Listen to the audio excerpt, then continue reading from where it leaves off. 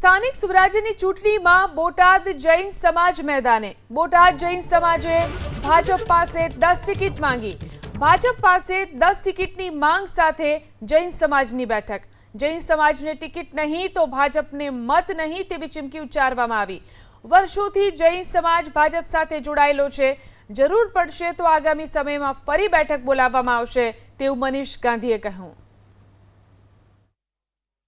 જૈન સમાજનું આયોજન સમગ્ર જૈન સમાજનું આયોજન કરવામાં આવ્યું છે। યુવાનોનું અને દરેક સમાજનું જૈન સમાજના દરેક ફિરકાઓનું કે બોટાદ નગરપાલિકાની ચૂંટણીની અંદર બને ત્યાં સુધી વધારે જૈનોને સ્થાન મળે એ માટેના પ્રયત્નો કરવા એ માટેનું આયોજન હતું। જેથી કરીને જૈન સમાજ બુદ્ધિશાળી તો છે જ, તો જેટલા જૈનો નગરપાલિકામાં આવશે તો બોટાદની પ્રજાનું સારું જ કાર્ય કરશે।